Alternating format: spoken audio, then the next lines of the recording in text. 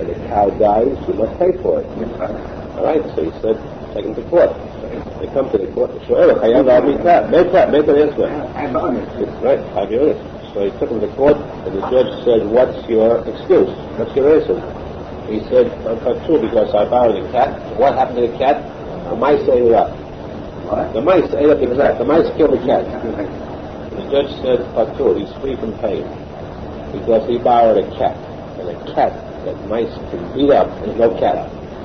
So the Gemara says, what did the judge mean by that? The judge meant that a man whom a woman can beat up is no man. There's no charge in court. He cannot sue her in court because if your wife can beat you up, you're no man. There's no trial, no court. Is that from now on your husband is going to rule over you. You means woman. Man is going to rule over you. The man will be the boss of the house. So in the case, I won't tell you where there was a little man married to a big Yaakov woman.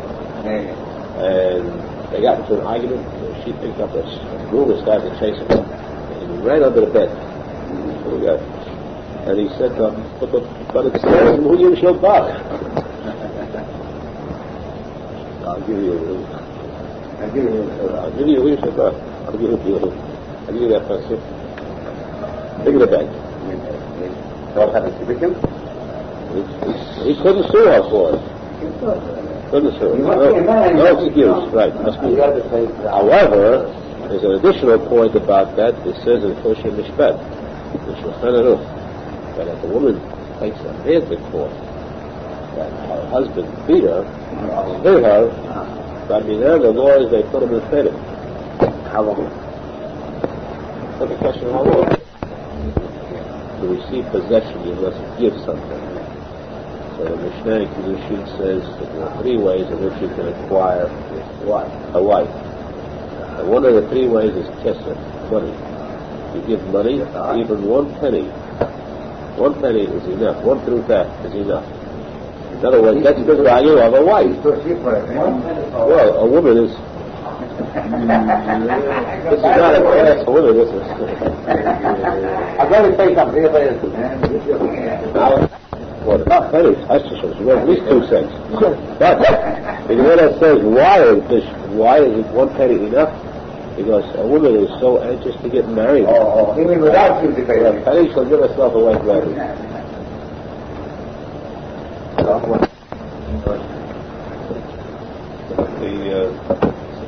are being printed this week in Hashem, and therefore it is only right that since you are all taking a part in this Sefarim, learn something from this Sefarim. It is also Sefarim. And I think the most appropriate item to learn is a topic that is closest to our heart. First of all, it's the special celebration of the anniversary, so we should be some parent leaders off there. Giving thanks to Hashem for the guest. Secondly, the fact that we should be constantly aroused to 2 points, 2 things. One, naturally, that today, more than ever before, with all the glory and benefits that the Jews have in having their own land, still the sakana, danger, prevalent in Israel is as great, as it was before. Unless the sin and the kin go together, hatred and jealousy. The more a Jew rises, the more jealous the million become. And therefore the Gemara says, that the Jew goes out every month and prays and it's a tefillah, not just a blessing. The son, he goes out once in 28 years, says a bracha. Once in 28 years, a bracha for the son, halas. And the moon, every month he says a bracha, and he says it tefillah too. Now, why? Because there is a closer tie between the Jews and the moon than between the Jews and the sun. The Gemara says that when the moon was made smaller, Hashem said to the moon, don't worry, you make it smaller, but I'll give you something that will make up for it. What is that something? That the Jewish people, the Am Kadosh, The holy ones will regard you as the key to their calendar, the key to their holidays, and they will be called the same name as you. What's the same name? Yaakov HaKatan, it says. Moed HaKatan. Tzadikim are called Katan, small. The Levanah is called Ma'or HaKatan, the small light. The Chana, the sun, is the big light, Ma'or HaGadol. Levanah is called Ma'or HaKatan, the small light. The Jews will be called small just like you. Now why do the Jews pray? Because they look at the moon and they say, you are the same thing that we are. Look, the newborn moon is growing, you're larger, you're enlarging and you're advancing. That's progress. But it won't take long to reach full moon. That's the highest you can go to. You won't even stay there for a day. The next day you'll start getting small, you start falling again. This is exactly what happens to the Jews. They go to a new land, they settle there, and they prosper. They become rich, wealthy, prosperity. And then after the Jews rise, grand height, suddenly the land itself turns against them. The richest Jews in the world were in Germany before the First World War. They rose to a point where the Jews said, this is the safest land in the world for us, because we're treated with equal rights, just like the greatest area there. The result was they reached this height, suddenly the country turned against them with such a venom, a vengeance. Why? Because of kiruv, jealousy. So too now, but in America, you reached the point where the statement was, it happened in Spain, it happened in Russia, it happened in Germany, it happened elsewhere. It can't happen here. America, impossible. This is a democracy, a land that is free. Everyone is alike. The Jew here today, look, the Jews are in politics, they're bankers, they're teachers. They have the highest rank possible. There isn't even a trace, a thought of anti-Semitism. You have a few individuals, they're insane, but who listens to them? Nothing. This is a real land, and there's no problem. And the fact was, as the Jews reached this point where they felt that they were completely secure, which means they reached their full height, the full moon, full of the Jews, then suddenly the wheel turned.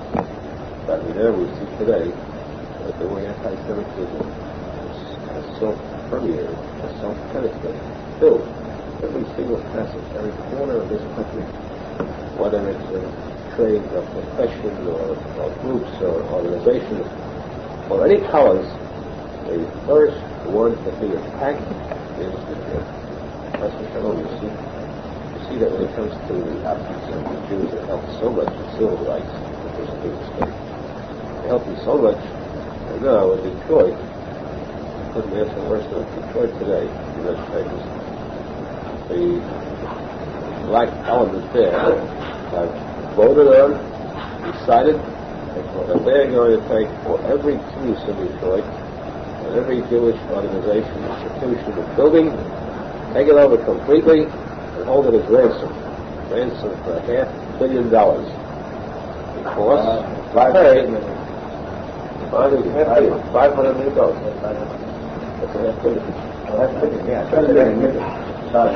million for ransom because of the years of slavery that they endured. So the Jews are guilty because they were slaves. This, of course, brings back, we probably mentioned a story a few weeks ago about Alexander the Great. When there came a trial before him, remember the Egyptians, Egypt came to Alexander the Great during his time, and they said, we want to sue the Jews. Tremendous amount of money.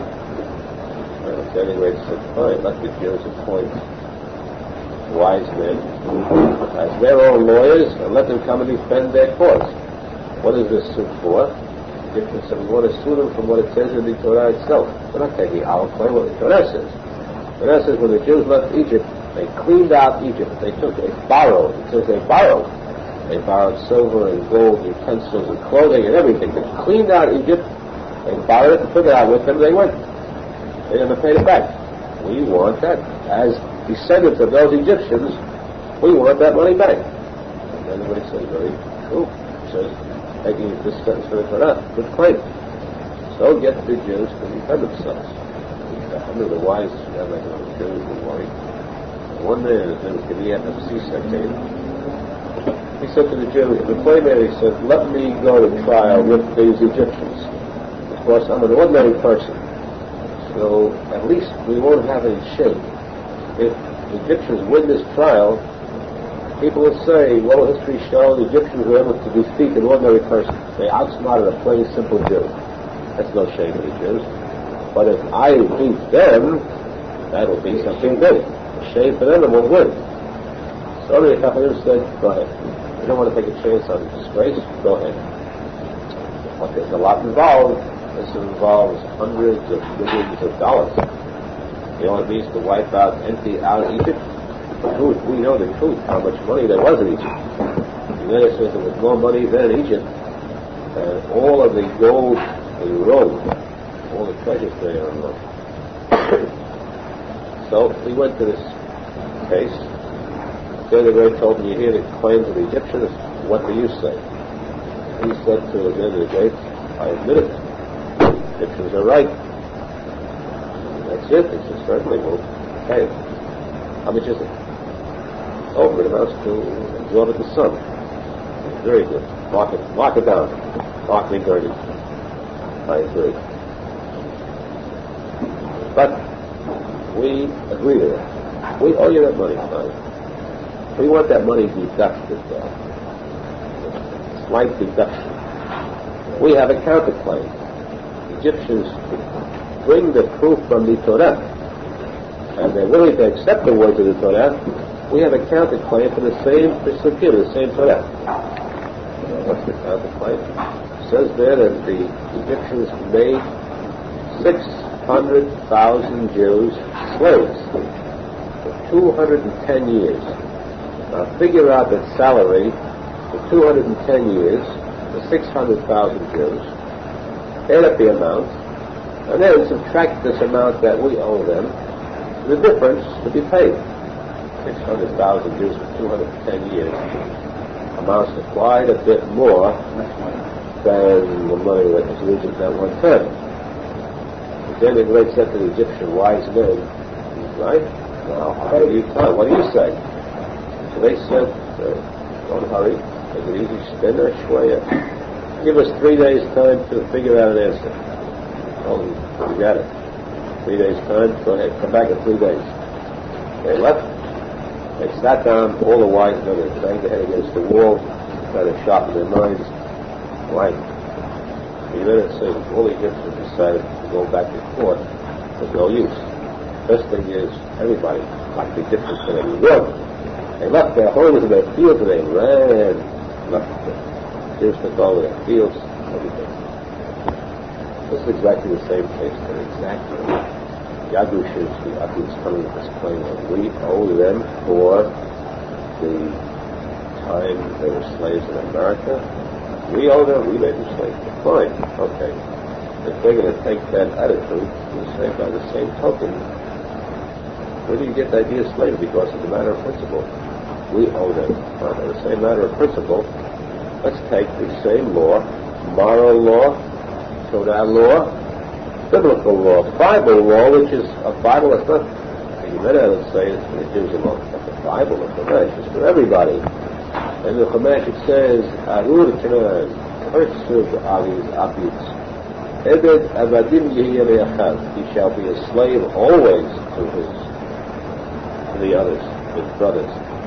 So therefore, they owe us for all the years that they were free. And now too. Anyhow, you better finish it off. Anyhow, these slaves, these abeds, the rule is that whatever an abed has, whatever he possesses, belongs to the master. So, what do you want? The money? Whatever. It's not that you want money from us. Whatever you have now belongs to us. If you can go to a trial like that, we want what they have. We don't want to keep our and keep like that. At least, they owe us, not we owe them. In any event, this is theoretical. These claims mean nothing today because we don't have Alexander the Great, we don't have tzadikim sitting in judgment. Today's government can put Sodom to shame. The innocent in Dayanim of Sodom, the judges of Sodom were lies and falsehoods and deceit. They were tzadikim compared to the judges today. Our exalted Supreme Court today are the worst of the shayim and the worst sheker that ever existed in history. Any liar in history could learn from them how to lie, how to enact falsely. The politicians in government today, whether it's at any level, federal, state, local, cities, every one of them is as false and hypocritical as can be. It's a shame to say that about government, but this is fact. They close their eyes to the true needs of the government. Speaking about the government itself, Americans, they are helping to destroy America today. America is deteriorating so quickly that every person in America is in danger. Everyone, because this is progressing very quickly to a state of complete chaos, a state of complete self-destruction. But the pity is that who is the first one to suffer? Always is the Jew. Because of the sila and kina, this hatred, this jealousy that these million have against Jews. So that the status today in America is one of very, very unpleasant tension, at least. So we had cases right in this neighborhood on the F train on Friday where a group of yeshiva boys were attacked. I don't want to repeat the words that were said, attacked by the others, some of them beaten up, and no one thinks of stopping them. They take over a school, a college. College that costs $20 million, and they take it over. It belongs to them. Nobody says that to me. No one says no. The issue of the evil has gone so far that nobody can raise his mouth against it. And certainly it will be folly for any Jew today to be so ostrich-like. Close his eyes to this and say, it's going to go away. It's just a dream. It will leave. This is not going to go away. This is not going to get any better. I said this a few years ago when I was called an alarmist. I said it more recently, and today I say again, I say we wish, of course, that things turn out right. Things will turn out right. Mashiach will come and clean up all this evil. Presently, the way things stand, there cannot be any improvement. There cannot be any progress. Everything is going backwards to the point of destruction. Therefore, our hopes would be, above all, like we say, to the moon. You know, to the moon is pity. How nice it is when you grow larger and larger. How pitiful it is, tragic when you become smaller. Just like the Jews rise up to the top of them, they fall. I'm afraid of it. You know, Hashem should fill, if you met Telemena, whatever it is missing, the light is missing from it, size missing from it, and this should be filled permanently.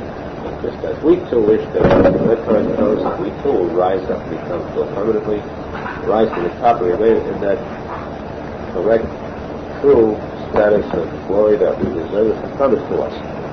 That will be when Mashiach comes again like Hashem. Primary tribulation should be for Mashiach.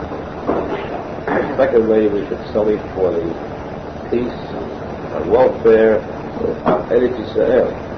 And we should consider that our country is Eretz Yisrael. This is not our country. This is Galut. This is a very, very bad Galut. Not the blessed country of democracy. It's an evil Galut that we are in. We have to turn our eyes, the eyes of all Jews, to be turned just as the pasuk says about Hashem.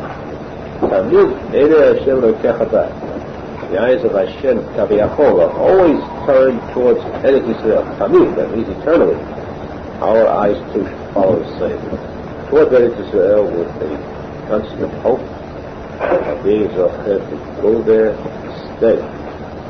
Go there to stay. And to help to bring about the lasting peace in Eretz Yisrael. Everlasting peace. brought only by Mashiach. Till then, the United States must be conflict and battle itself. At least a semblance of victory. Because this is a Mohammed mitzvah. It is a beautiful mitzvah for a Jew to go there and to help out, a little or a lot, towards this, in this battle against the enemies of Eretz Yisrael. How much more and greater, more noble is the mitzvah of a Jew who goes there to fight. To fight, who is he defending? Eretz Yisrael, the Holy Land. Which people? The Am Kadosh, the holy people. Whom is he battling against? Esav, the Arabs. How much better and holier is that than a fine, upstanding, upright American Jew who goes to Vietnam? Whom is he defending? He's defending the country of where the Akhris are taken over. Which people is he defending? The minority. No, a minority. They're a majority, a vast majority today.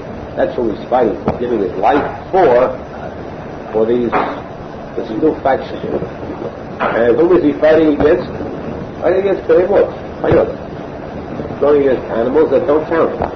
Are they enemies to us? Are enemies to America, even let alone to the Jews? And then people go to fight there, to give their lives for it. The better it is for Judaism to go to it's better even to die there. Because that's not dying, that's real life. That's his food.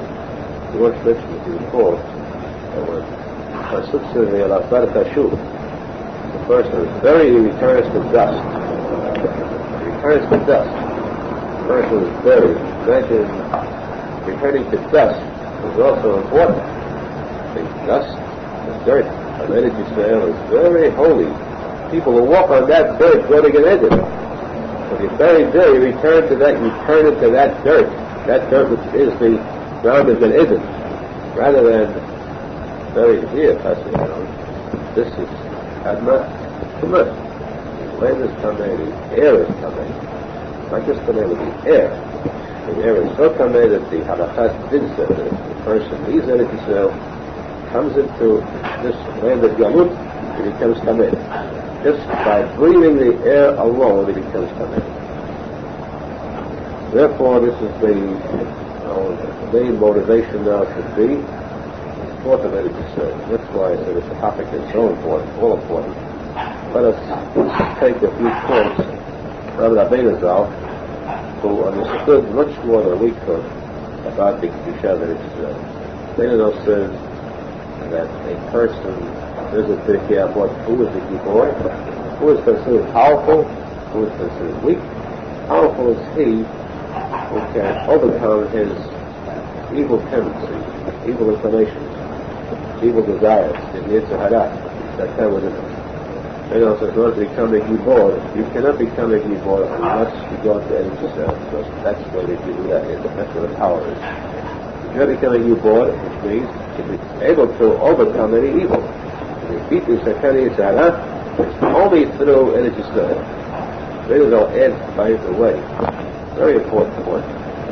That for those who are not Zohar to Eretz Yisrael yet, say yet, because every Jew must be Zohar to Eretz Yisrael. No Jew is allowed to think even of living a life without walking 4 steps of Eretz Yisrael at least. No Jew is allowed to go through life like that. If he goes through his whole life without walking in the field of Eretz Yisrael, he has missed out something for his Neshama, whereas only Neshama would come as a claimant against him in another fact. How did you dare to keep me within you, keep me imprisoned, and not let me breathe that air of Eretz Yisrael? So, meanwhile, a person is outside of Eretz Yisrael, and he has a strong craving for it. He wants to get a taste of Eretz Yisrael. Menachem says that one way a person can do that is by giving tzedakah to Eretz Yisrael. First, when he gives tzedakah to Eretz Yisrael, with that, he is michlal. It becomes included in the air of Eretz Yisrael, which is this holy air. And in this kind of tzedakah of Eretz Yisrael, he can avoid the decrees against him.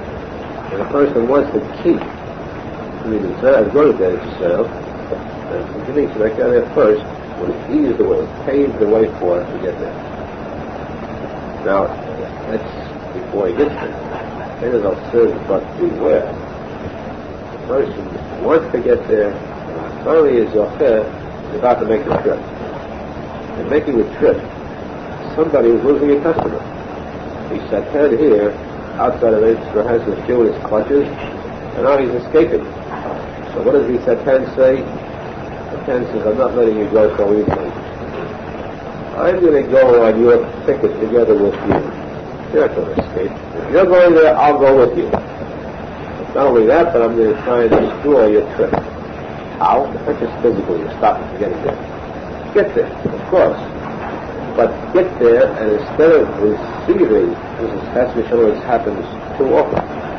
Instead of drawing from Eretz Yisrael the Kedusha, instead he gives to Eretz Yisrael the Tumah, his own Tumah. And this happens. That's what the Torah. What that says is, be very careful, Hashem says to the Jews, you should not do like the deeds of the Goyim who lived in Eretz Yisrael, that the earth, the land, should not spit you out just like it threw out the Goyim within it. Eretz Yisrael cannot tolerate, cannot digest people who are coming. People who come with a wrong intention. You come there with the wrong thought in mind, mercenary thoughts, or with the thought, mainly, the thought of Chassidus Shalom, criticizing Eretz Yisrael, speaking badly about it, like the Menachem despised. Eretz Yisrael doesn't want that person. Casts him out. Therefore, a person goes there has to have this kavanah for the sake of purity, for the sake of going there to the witch. This is a road, Eretz Yisrael. What does it lead to? It leads to Hashem. You want to get close to Hashem? This is the road that brings you close to Hashem. So this help you to get closer to Hashem. This should be Zocher to become holy like Eretz Yisrael. So that, rather than have the teva, which means nature, which means nature means that Hashem says, let it be so. Nature is supposed to be the act of Hashem, because even words by teva, even word for nature is a teva, right? But teva b'gimatria elokim. Teva b'gimatria elokim. The word teva, nature, is b'gimatria Hashem's name. To show that nature isn't by itself, Mother Nature. Nature is Hashem. By nature the sun shines by day. It's not nature, it's Hashem's will. So it's also a kim. And a kim is doom, judgment. There is hashgacha. Hashem, that thief, individually looks at a person, watches over him carefully, each little item. That's Hashem. And Hashem is chesed. In order for a person to have this hashgacha, fine. You go to Eretz Yisrael. What does it say about Eretz Yisrael? The eyes of Hashem are always upon us, always. It means hashgacha prati. The personal, private supervision of Hashem, the eyes of Hashem will be on you if you will be in Eretz Yisrael. This the person can be zocher if he goes to Eretz Yisrael and accepts the kedusha there and helps to add kedusha to it. A good person that goes there, and means Eretz Yisrael now has another good Jew, more kedusha added to it. Once he has this, then he receives back to the kedusha, he receives the hashgacha of Hashem. Therefore, Arizal says, if a person learns this, hears this, the next step is, all these words are words of Torah. Do you believe this? If you believe this, really, you wouldn't be sitting here. You believe Hashem, God, Eretz Yisrael. There, every breath of air is holy, every grain of sand is holy.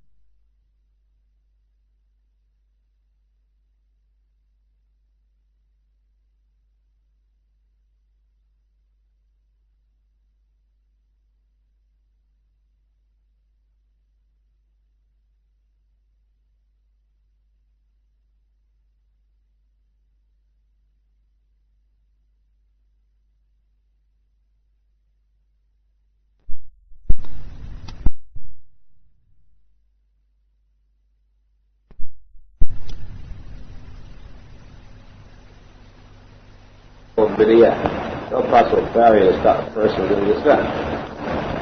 And Arizal says that no matter what excuse you give, there is proof that the excuse is invalid, it's worthless. No matter what excuse, if you give an excuse that you haven't got the money to go to Israel, Arizal says that's the biggest lie of all. Because, of course, if you would be honest with yourself, if there was something you really wanted very badly, and this thing would cost, let's say, $600, you would have no trouble in getting that $600. So you really believed that it was good. Let's say what? You had a chance to get a certain kind of new invention came out, a medicine. This medicine.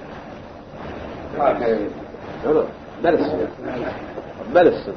A vaccine. A vaccine came out which makes a person immune to cancer. Right? When that vaccine came out, you tell me if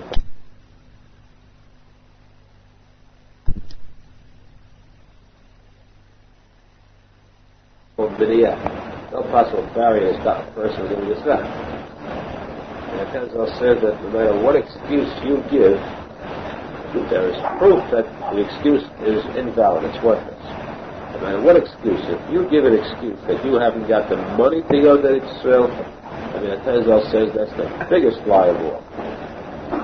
Because, of course, if you would be honest with yourself, if there was something you really wanted very badly, and this thing would cost, let's say, $600, you would have no trouble in getting that $600. So you really believed that it was good. Let's say what? You had a chance to get a certain kind of new invention came out, a medicine. This medicine. Medicine. A medicine. A vaccine. A vaccine came out which makes a person immune to cancer. Right? When that vaccine came out, you tell me a person wouldn't raise the price of that vaccine to $600. He wouldn't raise $600 to give himself that immunity. No such person exists. The poorest man would find the $600 and do it. Why? Because he believes that this vaccine is going to help him. Now, Arizal says, you, son, do you believe that a vaccine of cancer will do you more good than an injection of energy cell to your neshama? Where's your emunah? If you really believe that you should have energy cell, what it does for a person's neshama, not just as by your neshama, it means forever and ever afterwards he gets the benefit of this. How much more valuable is the trip that he saw of this vaccine against cancer? Any example you want to give to this? Therefore, the Arizal says that you can never find an excuse about a shortage of money. That's impossible. Secondly, if the excuse is, what was the first excuse? Money. That's it. Why? Lack of money? Why no excuse? You hear about this new vaccine? Very good. Against cancer? Huh? No. Vaccine against death. Vaccine against humility. How's that?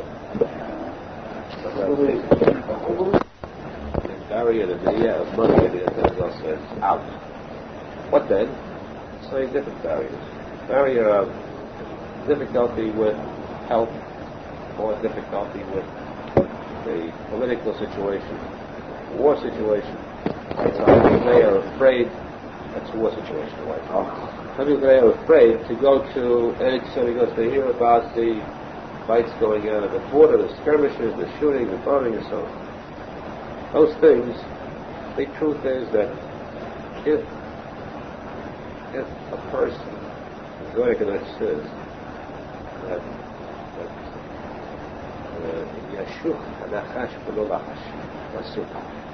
does a snake bite, inject poison, unless he is told, bite? The snake will not bite a person unless he is ordered from heaven to bite that person. Otherwise, a person cannot receive that snake bite. It's impossible. Because a snake will never bite on his own. Only when he's ordered from heaven that he's supposed to bite. Now, the Yerushalmi says that Yeshua by Arizal, when he came out of the cave after 13 years, this Monday night, Yeshua by Arizal's outside, like Ba'omer, Yeshua by Arizal's Yehuda. Yeshua by Arizal came out of the cave, the Gemara says that he saw birds flying overhead, and he saw a hunter with arrows. He shot the arrow, and then he heard a sound, a voice. What did the voice come from? Heaven, but he was able to hear it. The voice said the word, this one, that's it. That bird got the arrow. Next bird will fly, this one is not it. This bird's time is not up, the arrow didn't hit it. So these arrows, too, just not only a snake that's alive, an arrow is ordered from heaven, hit, strike, or don't strike. When you strike, it's got to be just that one. Every bullet that kills has on it the name of the person it's supposed to get to. And there's a malach, the malach, who carries that bullet along to bring it to the person who's supposed to get it. So if a person's time is due, that bullet is meant for him. Otherwise, if he's living there, right at the battlefront, and they don't get it. Why don't they get these bullets? Because it's not for them. There's a case, for instance, one of the big rabbis here mentioned a case where somebody living in a Abid neighborhood, a Jewish neighborhood is about to become Abid, backed out, red. He moved away to Long Island because he was afraid. This big rabbi said, that's not right. You're deserting the Jews, and you're deserting a neighborhood, you're letting them take over a neighborhood that's punished. So he was afraid because he might get mugged. He moved to Long Island. The next week he was mugged in Long Island. Here, if he didn't live, wouldn't have gotten it. There you go where he's going to get it. In other words, it's not where you live, it's not where you are. It's if your time is due, that's it. But at the same time, if a person's time is due, if it is due already, you might as well go where it benefits you. Then it just tell you. You love the Shema right in your mother's arms. It's our mother. And it just so therefore, the Arizal says that nothing can stop you. If you want to go, it's not a question of war, or battles, or lack of peace. If you want to go there, you could get there. Nothing can stop you because there are people who went. Then it's like Rabbi Nachman, the Arizal went during the real war. During the war, the French-Turkish war, the Franco-Turkish war, there were no ships going in. No planes going there. Ships. The trip took 6 months. Only battleships and storms and so it was so great that they went through all this, they got there. Remember the story we told, Aharon. So that a person could get there. Now, the question is, let's go a little bit deeper.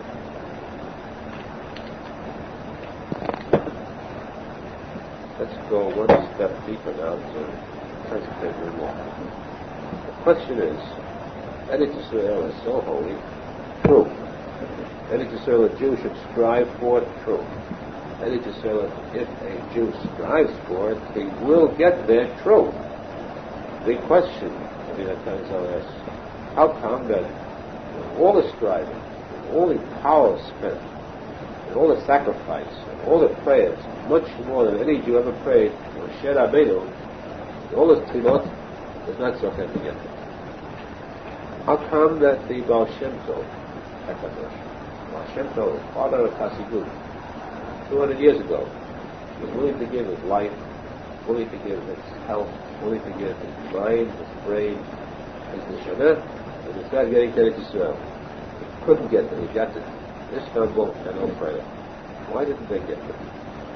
If it's definitely possible to get there, everybody should get there, how come they didn't get there? The answer is there are certain tzadikim who are so great, and according to their greatness, if they would get there, then they would automatically, their aliyah, their rise, would bring about a complete revolution. They would destroy so much the tum'ah, they would completely wipe it out. If Moshe Rabbeinu got to Eretz Yisrael, what would have happened? He would have risen to such a great height, he would have destroyed the Satan completely. That would have been the end of the world. No more Satan, no more evil, no more Mechira. Mitzvot cannot be done if you haven't got a Satan Yitzhak against you. So this is not what Hashem wants. The time was not right for it. There had to be Jews living stories of generations, proving themselves, and therefore, because the time could not be ready for it, so, and he was that great. He could cause this entire effect, this like destruction of the world. Therefore Hashem said, physically you could not get there. Physically not during your lifetime. But you will get there. The Midrash says that where Moshe was buried, where he was buried, there was a tunnel dug from the grave of Moshe Rabbeinu in the Transjordan directly through the cave of four couples. He was a tzadik, so he went to the cave of four couples. Now, this is, in other words, quietly, a person wants to go to Sion of Moshe Rabbeinu, you get it in the cave of four couples. This is sort of a secretly a stated fact. You cannot get to Moshe Rabbeinu's grave even if you were in Transjordan. Even if you went to the place where he's buried, because you couldn't reach that grave, you can't find it. So it's impossible to get there Sion. Yes, you could, because as the Zohar says, the Midrash says that this cave, this tunnel, dug between the grave of Moshe Rabbeinu and the cave of four couples, the direct tunnel which connected it, and that's where you would find the. That's how he did get there into stuff. And he said, during your life you will not get there. You won't get this galek, you will get there, even physically, because this tunnel connected it. Now, physically we believe that, because in the cave of four couples, the tunnel is dug so deep down, the cave is so deep down, that no one has dared to venture that far down. If, let's say, a person would go down there, you would surely find a tunnel leading from Hebron to Transjordan to the mountain where Moshe was. No question about that. This originally was opposite. Why was he buried there? Of course, the United itself says. Why did he have to be buried there? Because at that time there was an Avodah Zarah. So bad, so destructive, that anybody could be affected by it. Even the best Jew could be affected, that's shown hurt by it. And this Avodah Zarah rose up. And therefore he was buried. Opposite movement power, opposite power, and the core of Moshe Rabbeinu's Kedusha was so great that it subdued the of power. But this is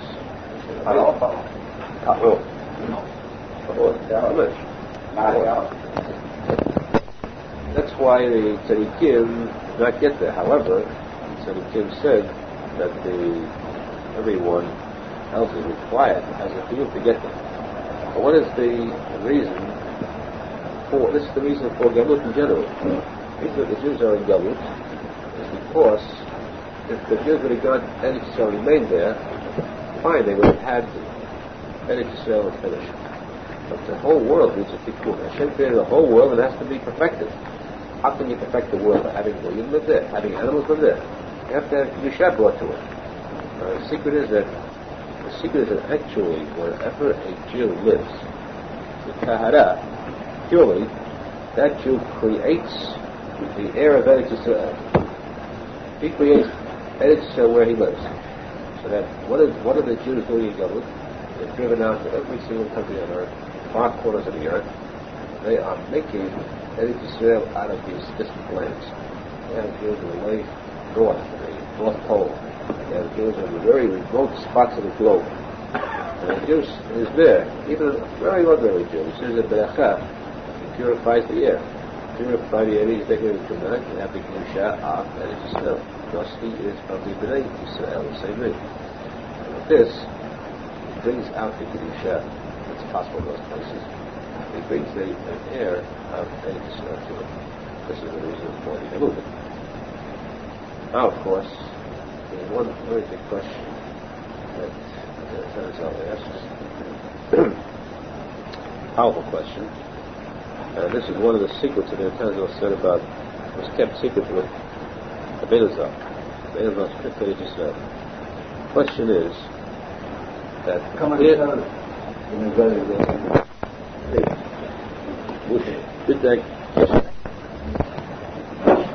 and Arizal says that what do you gain in that Israel Kedusha? What is the worst midah, the worst characteristic a person to possess? Ga'ava. The worst thing is ga'ava. And the best thing is shifut, anivut. And Arizal says a person could gain anivut in Eretz Yisrael above all else. Proof. You think that is proof? Amazing proof. The Gemara says, yes, not the Sukkah, but the Arizal. Mishnah says that Eretz Yisrael, Yerushalmi, is so holy that it's not confined by space. Space doesn't count. One of the miracles of Yerushalmi is that Me'olam lo amar Adam starli hamakom she'alim b'Yerushalayim. Never did it ever happen that a person could say, in the time of the Beit HaMikdash, they had millions and millions of Jews going to the Beit HaMikdash, going to Yerushalayim to spend the holidays there. Every Jew had to go there. Leave your home and go there to Yerushalayim to bring the sacrifice of Yom Tov. Never did a person say, I can't find room to sleep in Yerushalayim. There's enough space for a person. How is that possible? How is it possible that so many people, that a person is a person? How could they all fit on this same section? And the land didn't become bigger. It wasn't that the land stretched out to literally to 100 times as wide or 1,000 times. Same number of miles. How do they fit in there? The answer is that there in Yerushalayim there's zochet to anivut. But what kind of anavah? The real anavah. What is anavah? The person says, I'm small, that's not anavah. The person says, I'm nothing. Ayin, nothing. That's anavah. The person realizes that he's zero. A person who is zero doesn't take up any space. He's not there. You have a lot of zeros there to nothing. So all these people coming in, they gave the anivut. They didn't take up any space. And if they didn't take up any space, the ruchiyut, then it manifested itself as Gashmiyut too. Because it's the ruchiyut that overpowered the Gashmiyut. If they all considered themselves truthfully nothing, they were nothing. There was no problem. There was plenty of space. They felt that they were nothing. So yes, physically also they didn't count anymore. That's why they like this question. To me, that turns out ask a question. It's a very difficult question. I'd like to leave you with this question. In other words, challenge this question to answer. And then see what answer you can bring compared to the Arizal's answer. A very solid question. Eretz Yisrael is very holy, we said before. Eretz Yisrael is so holy that if you come there and do wrong, Eretz Yisrael will cast you out. It will cast the person out, throw him out. So, but Eretz Yisrael is so holy that there you see Hashgacha, there you see Kedusha, you live Kedusha, you see the Kota, you see the Beit HaMikdash in those days. You see the Beit HaMikdash, you see the miracles of Kavanot, you see Moftim. Where the miracles take place, and then just places to see the miracles. And as I asked, the Jews came to Eretz Yisrael, and they lived in this holy land, lived with these miracles, and they had these achut, and the thrill of seeing the Beit HaMikdash. And still, there, they turned against Hashem Chas v'Shalom. They turned away from Hashem, away from belief, away from Emunah. Away from meaning that they desecrated, they swore, they made tum'ah there, and they were driven out, sent out to Galut. How could you expect that Jews living in Galut, the land of tum'ah, if they couldn't behave themselves in the land of Kedusha with the miracles and the holiness of the Beit HaMikdash, how do you expect them to behave themselves in Chutzlaret, the land of tum'ah? How could they be here and deserve to go to Eretz Yisrael. Understand the question? Everyone is busy with something else. How can they deserve to react to life? It's a culture case. If in Eretz Yisrael, the fountain of wisdom, the fountain of Kedusha, the basis, origin of all Kedusha, when they were there, they couldn't behave properly, act accordingly with the feeling of Kedusha. They were driven out. How can we hope to go back again? Why go to that generation? How can we hope to go back? Now, the Gemara says with Fedush that we cannot say they did it. They were there, they committed sins, they were driven out. The Gemara says with Fedush that any Jew who is not living with the Bet HaMikdash, that Mikdash is not here right now, it means that if there would have been a Bet HaMikdash, it would have become destroyed. It would have become destroyed today if there be a Bet HaMikdash. This is the truth. In fact, we haven't got one means that the would be Chas destroyed. So therefore, we cannot blame that generation was bad, they caused the Churban, and we don't. We don't, and we have a Mikdash today. The question still is, again, how can we hope? How can we hope that now, outside of Eretz Yisrael, we should be zocher to something which we couldn't be zocher in Eretz Yisrael? There in Eretz Yisrael, with all like Kedusha, with the Bet Mikdash, we couldn't get to it. We were thrown out. How can we deserve it now here in the Chutzlaris? Deserve to come back. That's the question we're coming on. There are two very solid answers. I'll give you the simple answer first. Then I'll worry about it. The simple answer is the pasuk Ushira Shira Torah Ani V'Nava V'Lo Yerushalmi.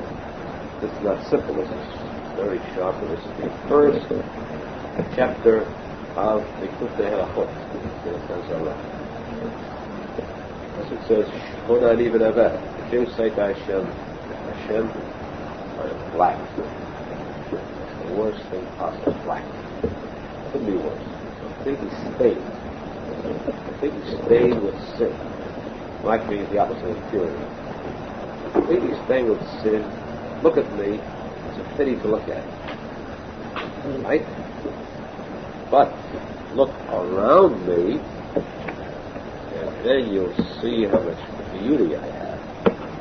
Look at me alone, I'm black. And look around me and see the other people that go in and see what they look like. And I am a rose among thorns. I'm a beautiful flower on a field of thorns. So if you look at me alone, you'll say I'm not worth saving. Look at the Jews compared to the Midot, the evil of other nations. You see the beauty of the Jew, the beauty of his Midot, the beauty of his heart, character, and then you'll say this is an Am Kadosh, a holy nation. So therefore, in Eretz Yisrael, who were the Jews compared to? The Bet HaMikdash? Of course, there was no comparison. They weren't good. They were thrown out. But here, Dafka, especially here in Gelut, this is where we can be saved. Because in Gelut, Hashem sees us among the Goyim. He sees what Jews really are. They commit sins, he kind of build with wrong. But how can you compare the purity of the Jews to the complete Shum'ah of Goyim? Complete to them. Compared to them, we are pure, we possess beauty, and we deserve being saved. So only here in Gelut could we deserve merit, finding favor in the eyes of Hashem, that Hashem take us out of Gelut to bring us back to Eretz Yisrael, where we belong.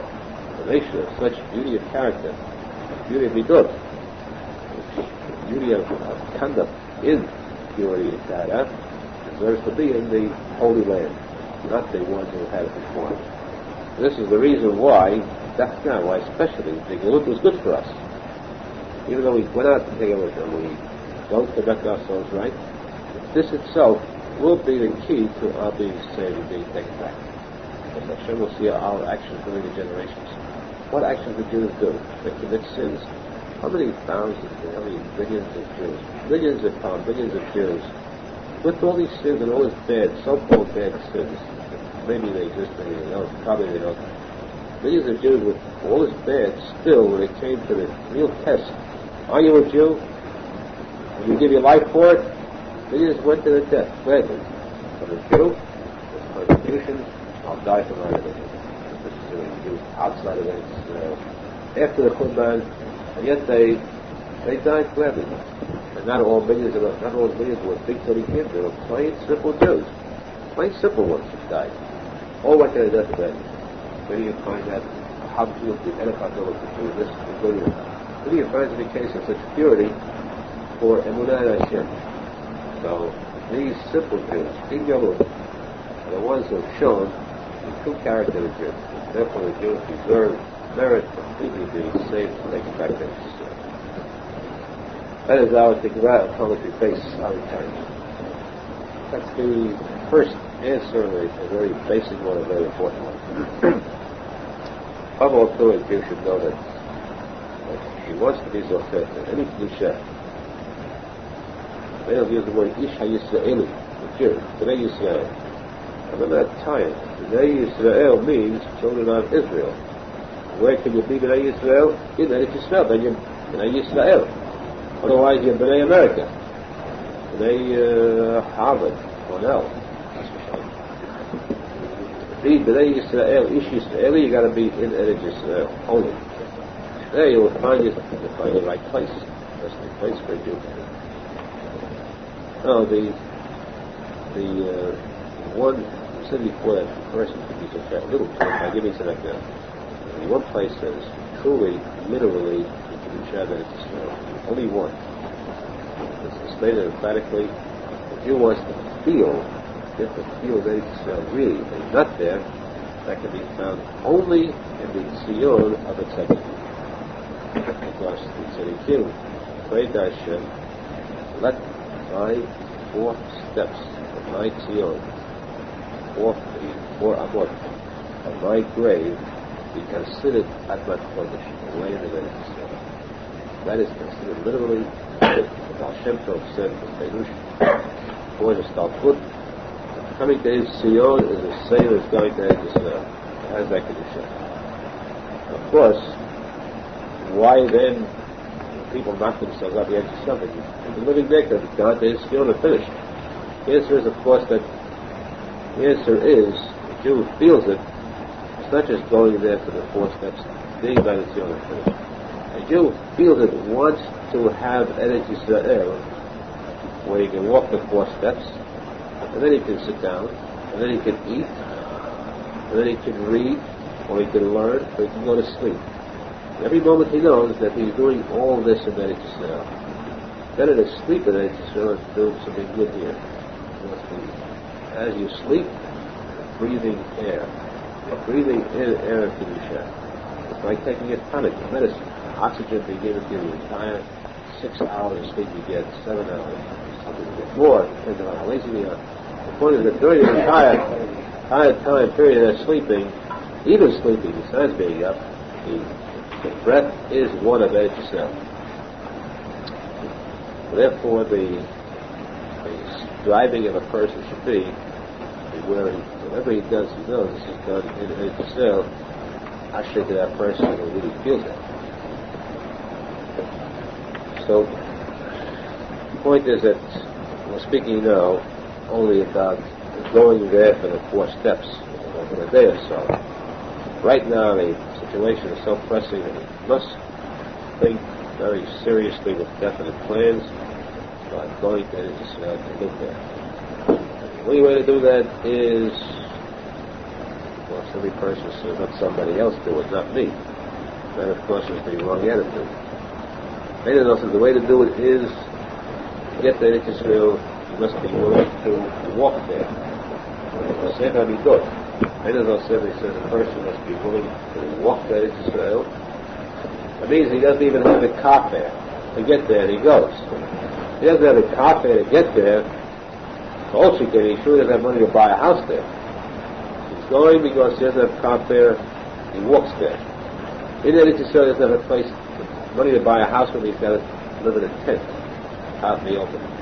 And be willing to have that long trip and walking, living in a tent, and as far as food goes, to work on the soil himself. Work till the soil, plant until he sees the food coming out. All this is worth it. The person knows where he's going to and what he's doing there. But to get that itself requires a willingness to sacrifice.